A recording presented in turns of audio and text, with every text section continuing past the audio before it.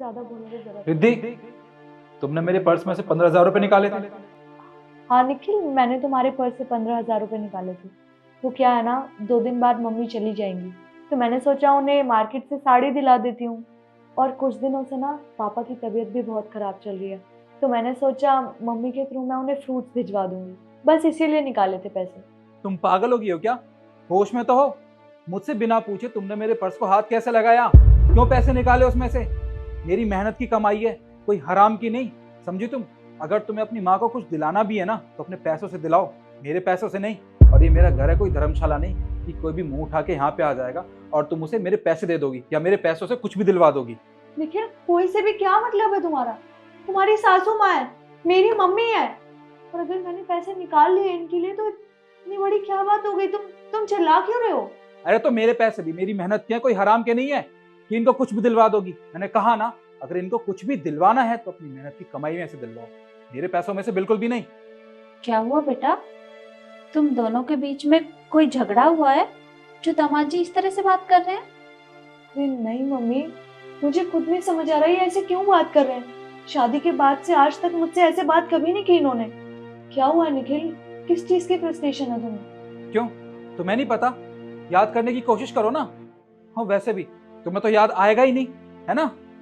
क्या बात है दामाद जी, अगर आप किसी बात से नाराज हैं तो मुझे बताइए ना। ठीक है, मैं बताता हूँ आपको आखिर बात क्या है। तुम्हें याद है आज से 2 दिन पहले तुमने क्या किया था? रिधि, ये लो, ये ना 10,000 रुपए हैं। कल माँ यहाँ पे आने वाली है गांव से, तो तुम एक काम करना, उनके लिए ना 5-6 हज़ार की कोई अच्छी सी साड़ी दिला देना उन्हें, या अगर उन्हें सूट पसंद हो तो वो दिला देना।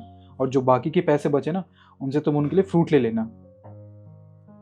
क्या बोला तुमने? 5-6 हजार रुपए की साड़ी?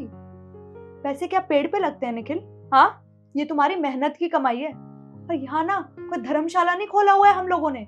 तुम्हारी माँ कभी भी मुंह उठा के आ जाएंगी और हम उनकी सेवा करेंगे। और हाँ, क्या बोला तुमने कि फ्रूट्स लाने हैं? अरे जो भी बचा कुचा सामान रखा है ना यहाँ पे, वही खिला देना। और रही बात साड़ी की, मेरे पास ना बहुत पुरानी साड़ियां पड़ी हैं और बहुत अच्छी अच्छी हैं, वो दे देना अपनी मम्मी को। कोई जरूरत नहीं महंगी साड़ी दिलाने की। रिद्धि, तुम ये कैसी बातें कर रही हो?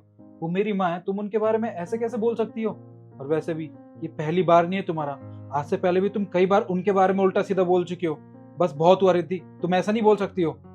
क्या उल्टा सीधा बोल दिया? सही बोल रही हूँ मैं बिल्कुल। अरे फालतू के पैसे नहीं आ रहे हमारे पास कि तुम्हारी माँ पे खर्च करते रहे। अगर ज्यादा पैसे आ रहे हैं ना तो लो, मुझे दे दो। चलो निकलो अब यहाँ से, जाओ अब।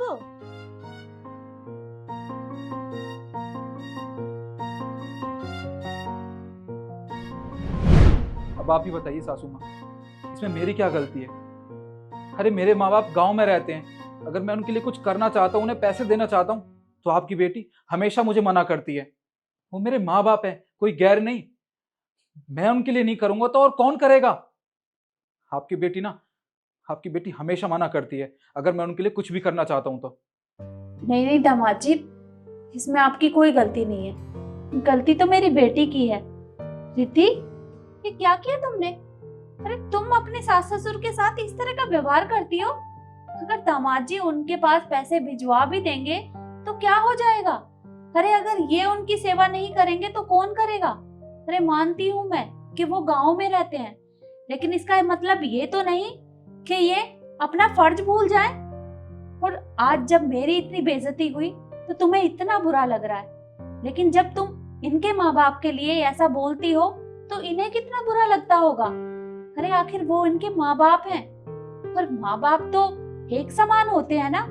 इसमें क्या तेरा और क्या मेरा? देखो बेटा, मुझे तुमसे ये उम्मीद नहीं थी, तुम्हें इनके साथ ऐसा नहीं करना चाहिए। माफी मांगो इनसे। जी मम्मी, आप बिल्कुल ठीक कह रही हैं। देखो निखिल, मुझे अपनी गलती रियलाइज हो गई है। मैंने तुम्हारे माँ बाप के साथ कितना गलत किया। मैंने उन्हें कभी अपना माँ बाप समझा ही नहीं, जो मेरी सबसे बड़ी गलती है। देखो निखिल, प्लीज मुझे माफ कर दो, मुझे ऐसा कभी नहीं करना चाहिए था। कोई बात नहीं, तुम मुझसे माफ़ी मत मांगो। तुम्हें अपनी गलती का एहसास हो गया है, तुम्हें पछतावा है कि तुमने कितनी बड़ी गलती की थी। मेरे लिए बस इतना ही काफ़ी है। सासू माँ, आप मुझे भी माफ़ कर दीजिए। मुझे आपसे ऐसे बात नहीं करनी चाहिए थी। मैंने ये सब इसलिए किया ताकि मैं इसको इसकी गलती का रियलाइजेशन करवा सकूं। प्लीज़, मुझसे गलती हो गई। अरे नहीं नहीं दामाद जी, आप मुझसे माफी क्यों मांग रहे हैं?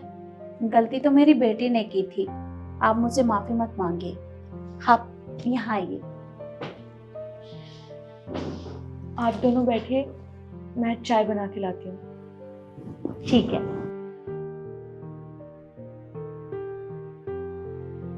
आपने जो भी किया बिल्कुल ठीक किया।